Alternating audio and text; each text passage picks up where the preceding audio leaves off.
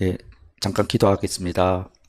아버지 하나님, 이 시간 하나님의 말씀, 참으로 준비된 것은 부족할지라도 하나님께서 축복을 더하셔서 저희가 배부르게 먹고 남을 수 있도록 생명의 양식을 저희 모두에게 허락해 주시기를 원하옵나이다. 저희가 믿음으로 말씀을 받게 하시고 믿음으로 하나님께서 주시고자 하는 모든 축복 누릴 수 있도록 하나님 이 시간 함께하여 주시옵소서. 교훈과 책망과 바르게 함과 의로 교육하시는 성령님의 역사가 이 시간 저희들 가운데 있게 하여 주시옵소서. 예수님의 이름으로 기도합니다. 아멘. 네, 오늘 본문 말씀은 바로 그 앞말씀, 그 팔복 말씀, 그 바로 앞말씀에 대한 해설이라고 볼 수 있습니다. 그 지난번 말씀 10절에서 예수님은 의를 위하여 박해를 받는 사람은 복이 있다. 하늘나라가 그들의 것이다. 라고 하셨습니다. 오늘 말씀은 그리스도인이 의를 위하여 박해를 받는 것이 구체적으로 어떤 상태인지 말씀해 주고 계십니다. 제가 읽겠습니다. 너희가 나 때문에 모욕을 당하고 박해를 받고 터무니없는 말로 온갖 비난을 받으면 복이 있다. 너희는 기뻐하고 즐거워하여라. 하늘에서 받을 너희의 상이 크기 때문이다. 너희보다 먼저 온 예언자들도 이와 같이 박해를 받았다. 먼저 오늘 말씀 이렇게 문맥을 보면요. 그 앞에 팔복 말씀을 통해서 그리스도인의 특성을 계속해서 말씀하셨죠. 그런 면에서 오늘 말씀도 연결이 됩니다. 오늘 말씀에도 주님께서는 그리스도인의 특성에 대해서 말씀하고 계십니다. 그리고 여러분이 성경을 보시면 오늘 말씀 뒤에 어떤 말씀이 나옵니까? 너희는 세상의 소금이다, 빛이다. 이제 팔복 그 산상수훈 전체가 사실은 뒷부분은 다 이 세상에서 그리스도인이 어떻게 살아야 하나를 말씀하고 계십니다. 특별히 너희는 세상의 소금이다, 빛이다 하는 말씀은 세상과 그리스도인의 관계를 말씀하십니다. 그 말씀은 사실상 오늘 말씀부터 시작됩니다. 오늘 말씀에는 앞에 말씀, 우리 그리스도인의 특성에 대한 말씀도 있고, 뒤에 앞으로 하실 말씀, 세상과 그리스도인의 어떤 관계에 대한 말씀도 있습니다. 그 가운데 오늘 말씀이 있는데요. 먼저 그리스도인의 특성에 대해서 세 가지를 말씀하시는 것 같습니다. 한번 잘 생각해 보십시오. 첫째, 그리스도인은 세상 모든 사람과 다른 계열에 속해 있다. 다시 말하면 그리스도인은 예언자와 같은 반열에 속한 자로서 이 세상 사람들과 완전히 구별된다. 이렇게 말씀하고 계십니다. 이제 우리 주님께서 팔복 말씀을 통해서 계속해서 하시고 싶은 말씀이 이거였습니다. 뭔가 하면 그리스도인은 세상 사람과 다르다는 것입니다. 그래서 어떤 면에서 다른가를 쭉 이제 말씀하고 계신 것이죠. 그리스도인은 그리스도인이 아닌 모든 사람과 다르다. 다르기 때문에 세상 사람들이 박해한다. 이렇게 말씀하십니다. 다르기 때문에. 이런 거죠. 처음부터 우리가 그리스도인이 되는 순간 저쪽 진영과 이쪽 진영은 딱 어떤 모종의 전선이 만들어진 것입니다. 북한 주민이 탈북해서 넘어오면 탈북한 북한 주민은 저 북쪽 주민들과 북한 정부와 딱 선이 그어지지 않습니까? 그거가 똑같은 것입니다. 우리는 넘어왔기 때문입니다. 그래서 저쪽과 우리는 어떤 보이지 않는 큰 장벽이 놓여져 있고 보이지 않는 전선이 형성되어 있고 성경 말씀에 의하면 저쪽은 어둠의 세력이 지배하고 있고 이쪽은 빛이 지배하고 있다. 이렇게 말씀하고 계신 거죠. 이런 단절은 굳이 제가 성경 말씀을 계속해서 들지 않더라도 이 하나님의 자녀가 되는 순간 사실은 이 단절은 미가 선지자도 예언했고 심지어는 집안 안에서도 집안 식구끼리도 원수가 되는 그런 일들이 일어납니다. 누구나 다 경험하는 것입니다. 두 번째, 무엇을 말씀하니까 그리스도인의 특성은 다른 게 아니라 예수님에 대한 충성심으로 인해서, 예수님에 대한 충성으로 인해서 세상 사람들과 딱 구별한다는 겁니다. 다시 말하면 그리스도인은 누구도 자기를 위해서 살지 않는다는 겁니다. 그리스도인은 모두가 다 주님을 위해서 산다는 것입니다.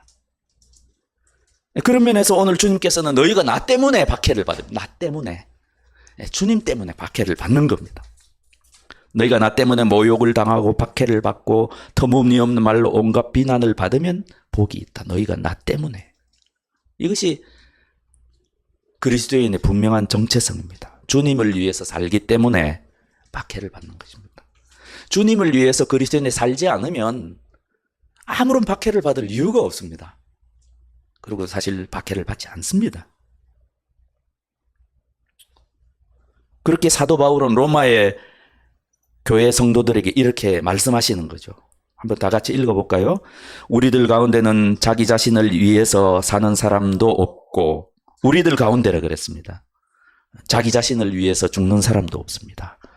같이 읽겠습니다. 우리는 살아도 주님을 위해서 살고 죽더라도 주님을 위해서 죽습니다. 그러므로 우리는 살아도 주님의 것이고 죽어도 주님의 것입니다. 네. 이것이 사도 바울이고 로마교회 성도고 이것이 그리스도인입니다. 초대교회 그리스도인들은 바울이 이런 말을 하면 너무나 당연하게 받아들였습니다. 격하게 공감할 것입니다. 하지만 요즘 그리스도인들은 아마 이런 말을 들려주면 너무 심한 거 아니야? 좀 과한 거 아니야? 그렇게 생각할 것입니다. 물론 우리가 그리스도인이 주님을 위해서 산다고 하더라도 완벽할 수는 없습니다. 모두 각각 수준 차이가 있겠죠. 하지만 모든 그리스도인에게는 그리스도를 위해서 살고자 하는 열망이 있습니다. 주님께 영광을 돌리고 싶다. 주님을 위해서 살고 싶다.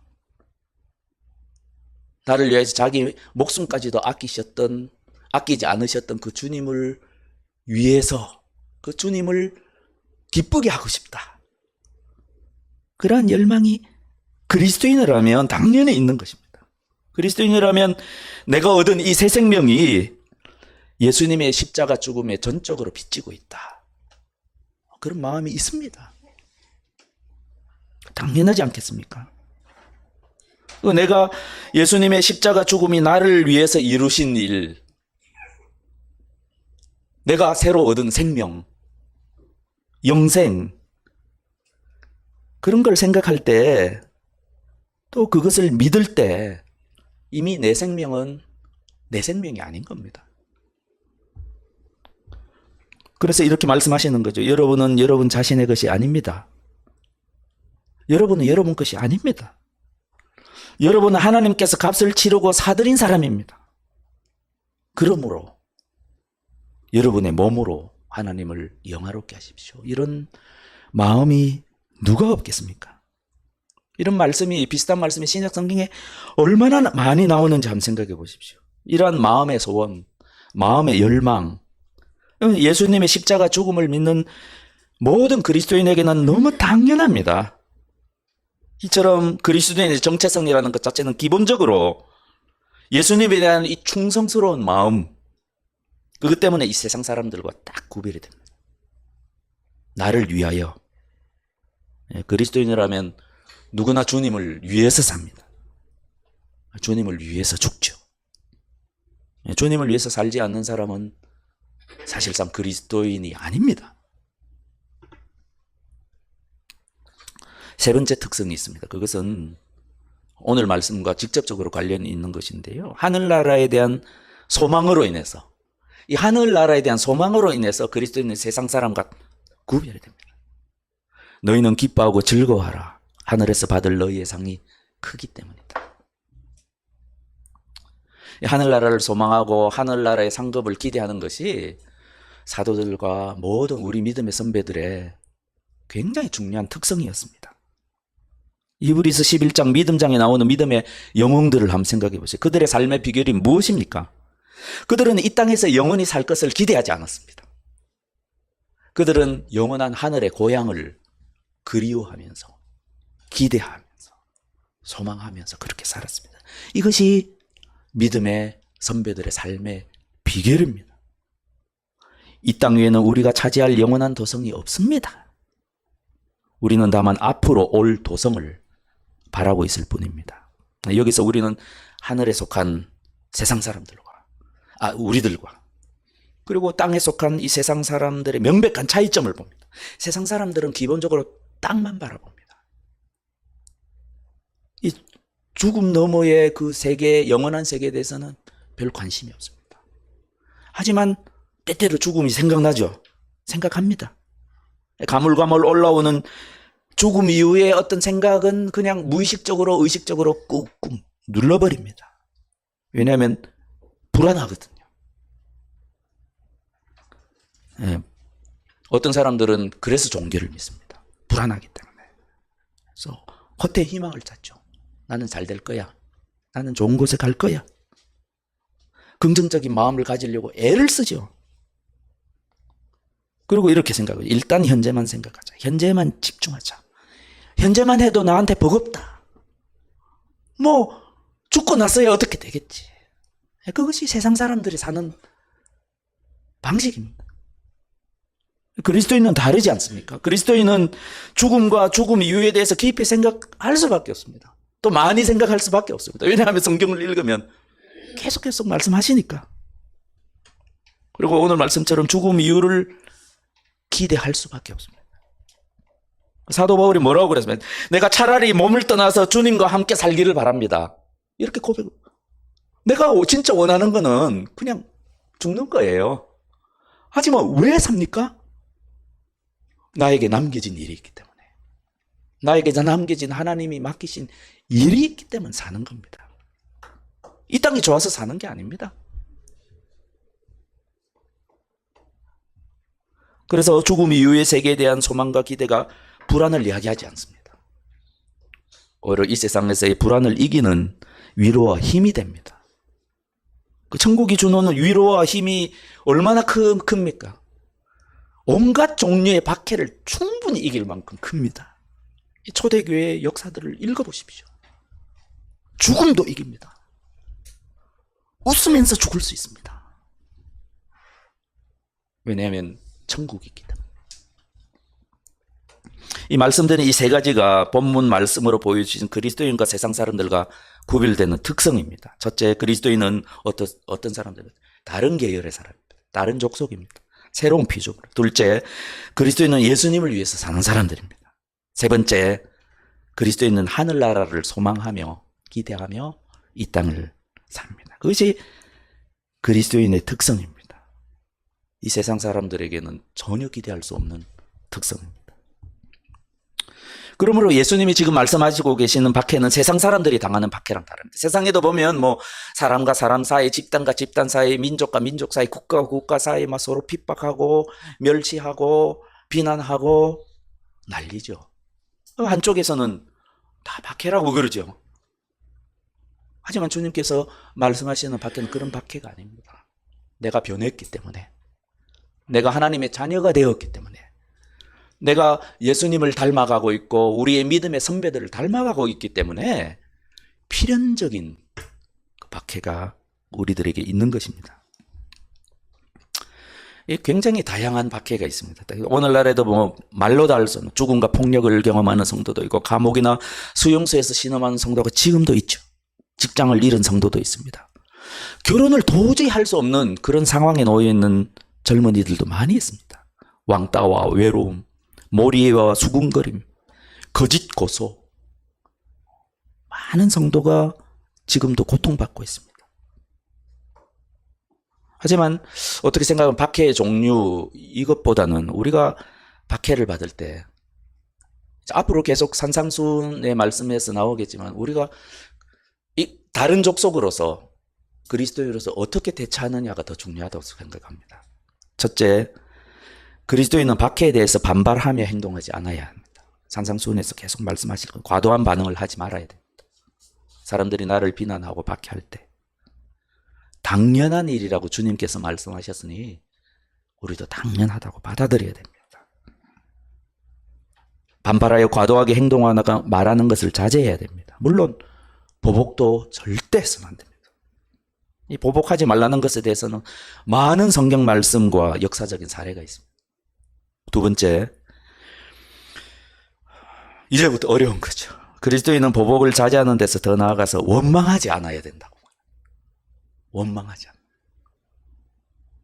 이 박해를 받을 때 인간으로서 이 분노가 일어나는 것은 당연하죠. 하지만 그리스도인은 이러한 원망과 분노조차 초월해야 한다. 그리고 너희는 초월할 수 있다. 이 또한 성경 그리고 역사가 증명해주고 있습니다. 사도 바울 같은 경우 간단하게 생각해 봅시다. 사도 바울이 당한 박해에 대해서는 우리가 잘 알고 있습니다. 우리가 사도 바울의 편지를 통해서 사도 바울이 박해에 대해서 어떻게 처신했는지 잘 나타나 있습니다. 박해하는 대상에 대해서 원망하고 분노했습니까? 그들에게 복수했습니까? 아니면 억지로 감정을 억누르며 보복을 자제해야만 했나요? 아닙니다.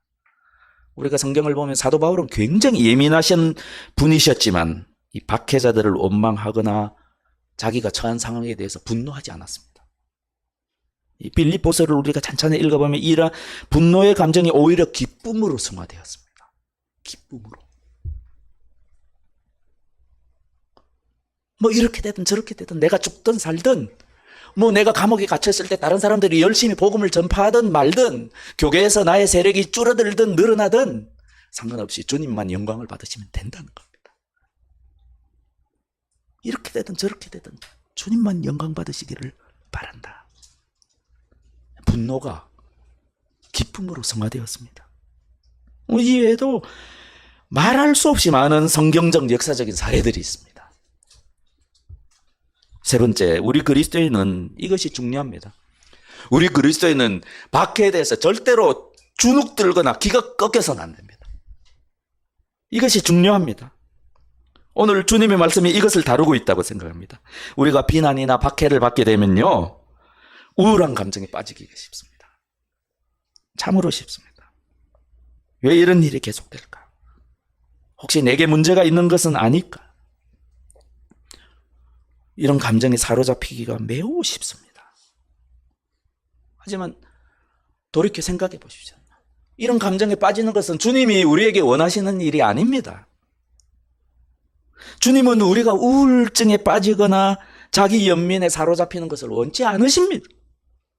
그래서 우리 주님께서는 명쾌하게 말씀하십니다. 기뻐하고 즐거워하라. 어떻게 인간으로서 그럴 수가 있을까? 어떻게 인간으로서 심지어 박해에 대해서 이렇게 반응할 수 있을까? 사실상 우리 주님께서는 하나님의 백성과 자녀에게 이 세상 사람들이 절대 할 수 없는 걸 지금 요구하고 계신 겁니다. 산상수훈 말씀에서도 나오죠. 너희 원수를 사랑하고 너희를 박해하는 사람을 위해서 기도하여라. 누가 이렇게까지 할 수 있겠습니까? 누가요? 이 팔복 말씀도 그렇지만 오늘 말씀도 자기 노력과 자기 힘으로 하나님의 자녀가 될 수 있다고 생각하는 모든 이 세상의 생각들을 주님께서는 철저하게 깨뜨리고 계십니다. 육신을 쫓아 행하는 사람은 절대로 보복하고자 하는 마음을 억제할 수가 없습니다. 분노를 억제하는 일, 감정을 억제하는 일은 더더욱 불가능합니다. 속은 썩어 들어가겠죠. 그렇다면 기뻐하며 즐거워하는 것은요, 상상도 할 수 없습니다. 하지만 주님께서는 주님을 따르는 자들에게 요구하십니다. 나의 영광을 위해서 기쁨으로 인내했던 너희 믿음의 선진들을 본받아라. 십자가를 넘어서 저 앞에 놓여있는 기쁨을 바라보고 십자가를 견뎌냈던 나를 생각하라. 도살장에 끌려가는 어린 양처럼 끌려가면서도 박해하는 자에 대해서 입 닥치고 아무 말도 하지 않았던 나를 본받아라. 그리고 아버지, 저 사람들을 용서하여 주십시오라고 기도했던 나를 본받아라. 우리 모두는 믿음이 있기 때문에 주님과 주님을 따르던 옛 성도를 당연히 닮고 싶을 것입니다. 그분들이 가셨던 길을 가고 싶을 것입니다. 하지만 절대적인 주님의 명령 앞에서, 특히 우리 육신으로는 불가능한 명령을 주님께서 하실 때 이런 것들이 신약 성경에 얼마나 많이 나옵니까? 우리는 스스로에게 물을 수밖에 없습니다. 어떻게 이런 일이 가능할까? 어떻게 이렇게 될 수가 있을까? 혹은 스스로 이렇게 물을 수도 있겠습니다. 나는 정말로 그리스도인의 이러한 특성이 내게 생기기를 바라고 있을까? 나는 과연 주님께서 묘사하시는 하나님 나라 백성 이런 사람이 과연 되고 싶을까? 과연 가능할까? 여기서 우리는 오늘 본문 말씀의 핵심에 이르게 됩니다. 땅에 속한 사람과 하늘에 속한 사람의 뚜렷한 구별입니다. 과연 사람이 박해를 기뻐할 수가 있는가? 과연 인간이 박해를 견디는 것을 넘어서 박해를 기뻐하고 즐거워할 수가 있는가? 왜 하나님은 당신의 자녀들에게 이런 것들을 요구하시는가? 깊이 생각해 보기 전에 먼저 한 가지 분명한 것이 있습니다. 그리스도인이 박해 자체를 기뻐하는 것은 아니라는 겁니다. 박해 자체를 기뻐하는 것은 아닙니다. 그런데 어떤 그리스도인들은 박해 자체를 좀 기뻐하는 것 같습니다. 박해 자체를 즐기는 것 같이 보이는 그리스도인들이 간혹 있습니다. 저는 이런 사람들을 영적인 피학성애자, 마조히스트라고 부릅니다. 선교사들 가운데 가끔 이런 사람 봅니다. 어떤 지도자들은 이 어린 그리스도인들에게 헌신을 독려하기 위해서 이러한 모습을 보이기도 합니다. 하지만 이러한 경향은 우리 주님은 싫어하십니다. 우리 주님 당시에 그 바리새인들이 그런 경향을 보였지 않습니까? 이런 거죠. 아, 멋진 일이야. 나는 다른 사람과 달라. 내가 얼마나 주님께 헌신되어 있는지 봐. 내가 얼마나 주님을 위해서 고생하는데 편하게 지내는 저 사람들과 나는 달라. 이렇게 생각한다면 이런 사람이 바로 바리새인. 그런 게 아닙니다. 우리 그리스도인은 박해받는 상황을 싫어해야 마땅합니다. 때로는 피하려고 노력해야 됩니다. 주님도 예루살렘 박해가 임박했을 때 산으로 피하라고 제자들에게 명령하시지 않으셨습니다. 모든 면에서 박해는 슬픔을 이야기합니다. 힘듭니다. 그런데도 주님은 기뻐하고 즐거워하라 이렇게 말씀하십니다. 왜 그렇게 말씀하십니까? 주님 왜 그렇게 말씀하십니까? 왜 우리가 그래야 됩니까? 주님의 대답은 단순합니다. 너희의 박해는 너희가 누구이며 어떤 사람인가를 증명한다는 거예요. 그러므로 기뻐하고 즐거워하라. 하늘에서 받을 너희의 상이 크기 때문입니다. 이것이 주님의 명쾌한 답변입니다. 박해를 받으면 너희가 누구인지 더욱 분명하게 알게 된다는 것입니다.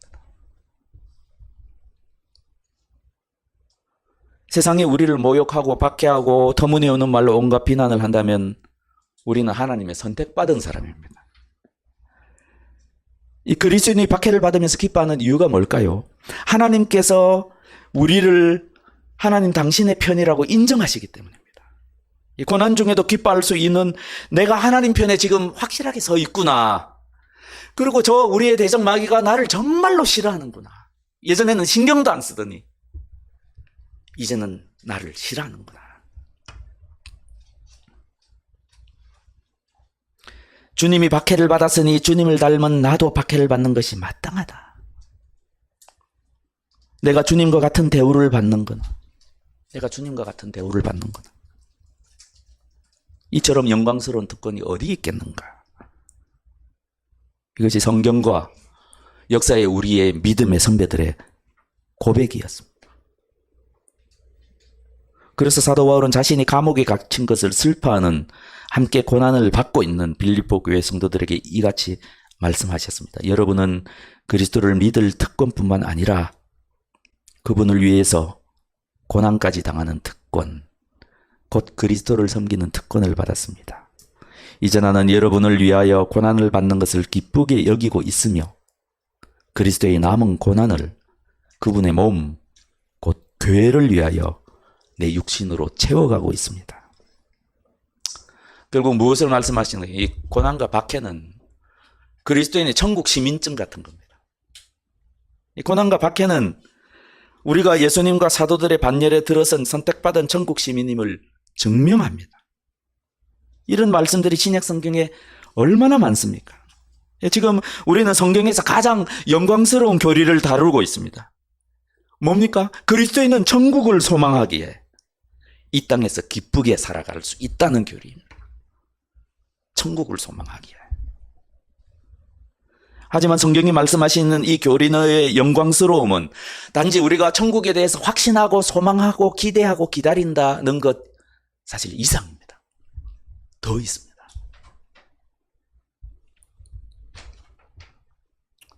이 성경과 역사를 보면요, 모든 그리스도인은 살면서 세 가지 생각의 지배를 받고 있는 것 같습니다. 첫째, 나는 누구인가? 나는 누구인가? 둘째, 나는 어디로 가는가? 그리고 세 번째, 나를 기다리고 있는 것이 무엇일까? 궁극적으로 나는 누구인가? 자기 정체성에 대한 생각입니다. 둘째, 나는 어디로 가는가? 이 죽음 너머의 영원한 세계에 대한 생각입니다. 세 번째, 나를 기다리고 있는 것은 무엇인가? 이 고생스러운 이 땅에서의 삶의 보상 문제. 이것을 별로 생각 안 해보셨죠? 하지만 성경은 이것에 대해서 많이 말씀하십니다. 사실 그리스도인뿐만 아니라 모든 사람이 생각하든 생각하지 않든 이 세 가지 생각의 지배를 받고 있습니다. 악한 사람이든지 선한 사람이든지 그리스도인이든지 비그리스도인이든지. 하지만 우리 그리스도인은 이 세 가지 측면에서 세상 사람과 완전히 구별됩니다. 첫째, 나는 누구인가? 그리스도인은 자기가 하나님의 사랑받는 자녀임을 확신합니다. 나는 하나님의 사랑받는 자녀다. 나는 이 세상에 혼자 있지 않다. 나는 혼자가 아니다. 내 뒤에 주님이 계신다. 이런 확신이 없으면요, 뭔가 그리스도인의 삶에 문제가 생깁니다. 두 번째 무엇입니까? 나는 어디로 가는가? 이 그리스도인은 죽음 너머의 영원한 세계에 대한 확신이 있습니다. 그것을 보았기 때문입니다. 하지만 우리도 알다시피 이러한 확신이 없는 그리스도인이 의외로 많습니다. 세 번째, 나를 기다리고 있는 것이 무엇입니까? 이것을 많은 그리스도인들이 놓치고 있다고 생각합니다. 하늘에서 받을 너희의 상이 크다. 성경은 이에 대해서 너무나 자주 많이 말씀하십니다. 그런데 이상하게도 구체적으로는 말씀 안 하십니다. 왜 그런가 하면 우리가 예수 그리스도 안에서 미래에 받을 우리의 상급, 하나님의 그 기업은 인간의 필설로 말할 수 없을 만큼 영광스럽기 때문에, 묘사할 수가 없기 때문에 묘사되지 않는 것입니다.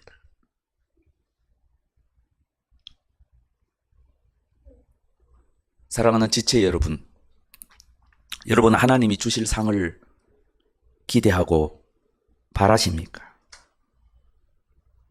그것을 바라고 믿고 계십니까?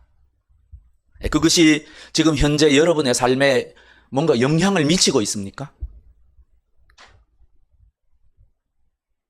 현재 우리가 겪는 고난은 장차 우리에게 나타날 영광의 견주면 아무것도 아니라고 나는 생각합니다. 지금 우리가 겪는 일시적인 가벼운 고난은 비교할 수 없을 정도로 영원하고 크나큰 영광을 우리에게 이루어집니다. 우리는 보이는 것을 바라보는 것이 아니라 보이지 않는 것을 바라봅니다. 보이는 것은 잠깐이지만 보이지 않는 것은 영원하기 때문입니다. 하나님이 이에 관해서 많이 말씀하셨기 때문에 우리는 당연히 마땅히 죽음 너머의 영원한 세계에 대해서 생각해야 합니다. 바라보아야 합니다. 하지만 현대에는 이러한 보상의 개념, 상급의 개념, 찌질하게 느껴지나 보죠. 그것을 싫어하는 사람이 많습니다. 대놓고 이런 것들을 반대하지는 못하죠. 왜냐하면 성경에 워낙 많이 나오고 교리로 뚜렷하게 형성되어 있으니까.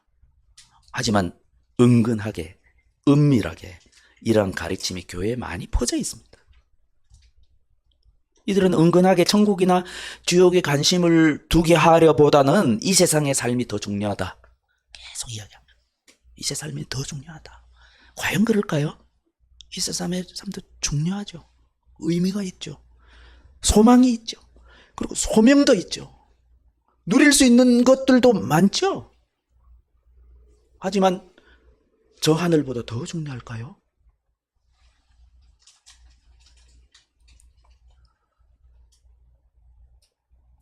이러한 그리스도인들이 좋아하는 구호는 카르페 디엠입니다.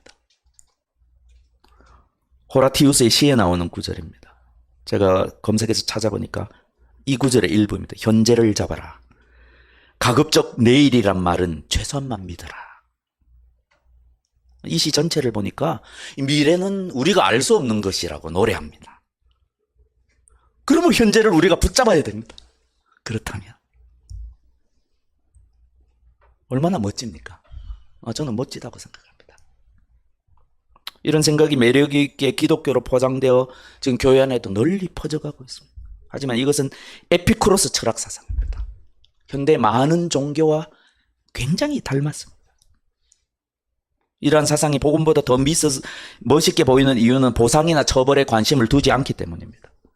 현대인에게는 영원한 보상이니 상급이니 이런 것들이 좀 우습게 보입니다. 그렇기 때문에 미래의 보상이나 처벌에는 관심이 없고 죽음 이후의 세계에서는 영향을 받지 않고 현재를 힘있게 살아가는 그런 것들이 멋지죠. 쿨하죠. 시크하지 않습니까? 하지만 이것이 아무리 매력적으로 보이더라도 비성경적입니다. 예수님과 사도들은 아무도 그렇게 생각하지 않고 아무도 그렇게 살지 않았습니다. 우리의 모든 생각과 사상은 성경으로 검증을 받아야 됩니다. 하나님의 말씀은 진리입니다. 우리 주님의 말씀이 모든 생각과 사상의 시금석이 됩니다. 주님이 뭐라고 말씀하십니까? 너희는 기뻐하고 즐거워하여라. 하늘에서 받을 너희의 상이 크기 때문이다. 이렇게 말씀하셨습니다. 이 주님의 가르침은 우리 주님의 삶과 항상 정확하게 일치하셨습니다. 우리 주님은 자기 앞에 놓여있는 기쁨을 내다보고서 부끄러움을 마음에 두지 않으시고 십자가를 참으셨습니다. 즉 우리 주님께서 십자가에서 전 세계 모든 생명의 무게를 견디신 것은 당신 앞에 놓여있는 죽음 너머에 뭔가 영광스러운 것을 바라보고 그것을 뚜렷하게 인식하셨기 때문입니다. 이것이 우리 그리스도인이 살아가는 이 땅의 삶에 대해서 우리 주님께서 가르치고 계시는 진리입니다. 우리는 이것을 믿고 붙잡아야 됩니다.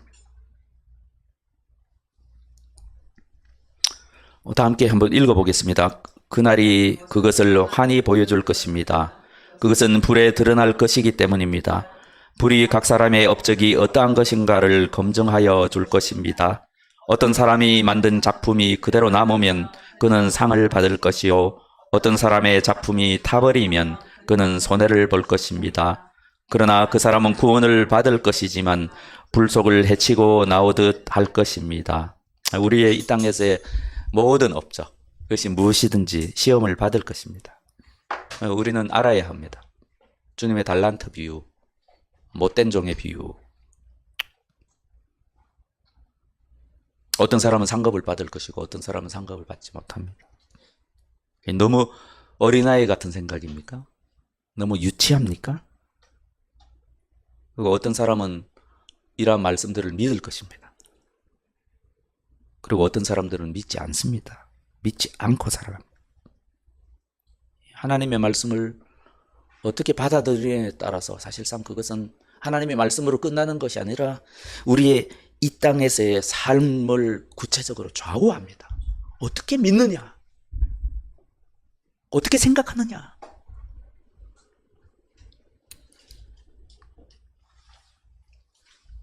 또 뭐라고 말씀하십니까? 우리는 모두 그리스도의 심판대 앞에 나타나야 합니다. 그래야 각 사람은 선한 일이든지 악한 일이든지 몸으로 행한 모든 일에 따라 마땅한 보응을 받아야 합니다. 그러므로 우리는 주님이 두려우신 분임을 알기에 사람들을 설득하려고 합니다. 또 뭐라고 말씀하십니까? 그러므로 우리가 흔들리지 않는 나라를 받았은즉 은혜를 받자. 이로 말미암아 경건함과 두려움으로 하나님을 기쁘게 섬길지니 우리 하나님은 소멸하는 불이시라. 이것이 성경의 가르침입니다. 이런 말씀은 이 땅을 살아가는 우리를 격려하기 위한 말씀입니다. 이런 말씀대로 아무런 이유 없이 기록된 것이 아닙니다. 하늘 아버지께서는 이 땅을 살아가고 있는 하나님의 자녀들이 하나님이 주실 상을 바라고 기대하고 소망함으로써 이 땅에서의 삶이 뭔가 달라지기를 바라십니다. 단지 고난을 이길 뿐만 아니라 기뻐하고 즐거워하며 은혜에 감사하며 충만한 삶을 살기를 바라십니다.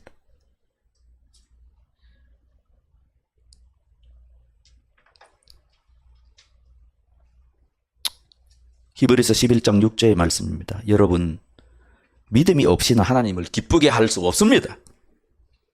하나님께 나아가는 사람은 하나님이 계시다는 것과 하나님은 자기를 찾는 자들에게 상을 주시는 분이시라는 것을 믿어야 합니다. 우리 믿음의 선배들은 천국과 천국의 보상에 대한 이 하나님의 계시들을 어린아이처럼 믿고 상을 바라면서 살았습니다. 그리고 주님의 심판대에서 혹시라도 내가 부끄러움을 당할까 봐 두려워했습니다. 왜 그랬습니까? 믿음이 있었기 때문입니다. 그분들은 믿음이 있었기 때문입니다. 모세가 왜 이집트 왕자로서의 안락한 삶을 버렸습니까? 히브리서 11장에 보면 모세는 장차 받을 상을 내다보고 있었습니다. 보이지 않는 하나님을 마치 보는 듯이 바라보면서 고난을 견뎌냈습니다. 이것이 믿음입니다. 여러분은 어떠십니까? 나는 어떤가요? 바울은 골로새 교회 성도에게 여러분은 땅에 있는 것을 생각하지 말고 위에 있는 것을 생각하십시오라고 권고했습니다. 사랑하는 하늘시학교회 지체 여러분, 여러분은 저 하늘과 하늘에 계신 우리 아버지와 그리고 아버지께서 주실 상을 얼마나 자주 그리고 얼마나 깊이 묵상하고 계십니까? 우리가 그렇게 자주 못하고 또 그렇게 자주 못한다 하더라도 때때로 그걸 생각하더라도 그것이 우리에게 기쁨이 되지 못하는 이유를 생각해 보셨습니까? 우리가 저 하늘의 것을 생각하지 않고 이 땅에서의 세월을 보낸다면 우리가 얼마나 어리석습니까? 우리는 어쩌면 이 세상이 너무 좁고 편한 건지도 모릅니다. 그런 생각을 해보신 일이 없으십니까? 이 세상을 떠날 때 내가 원통하겠구나.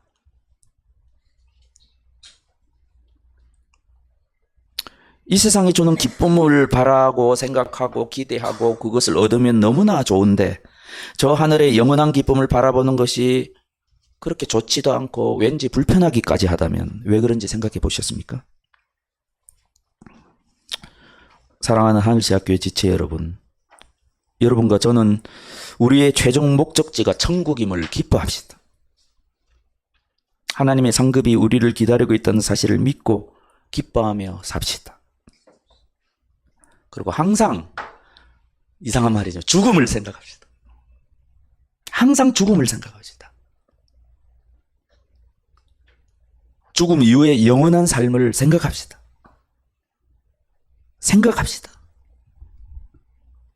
우리 모두 이 세상을 떠나겠죠.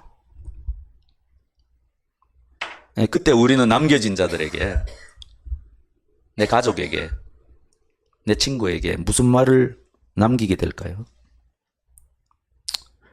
그때 우리 모두는, 저와 여러분은 능력과 성령과 큰 확신으로 우리를 둘러싼 사람들에게 슬퍼하지 말라 라고 그렇게 말해주도록 합시다. 슬퍼하지 말라. 나는 이 순간만을 기다려왔다. 나 하나님의 상을 받을 것이다.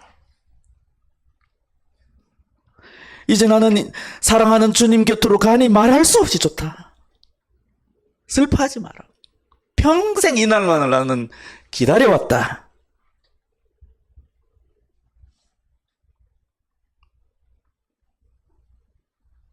세상을 떠나는 순간 저와 여러분은 꼭 큰 확신으로 말이 안 나와도 할렐루야 라고 외치면서 이 세상을 떠납시다. 할렐루야. 말이 안 나올 수 있으니까 우리끼리 약속을 합시다. 말이 안 되면 이렇게 하면 우리끼리 알아들읍시다. 이렇게. 좀 더 크게 할까요? 우리끼리 약속인데 원고에 없습니다. 약속합시다. 어머니 약속해 주세요. 말씀 안 나오시면 이렇게 말씀해 주세요.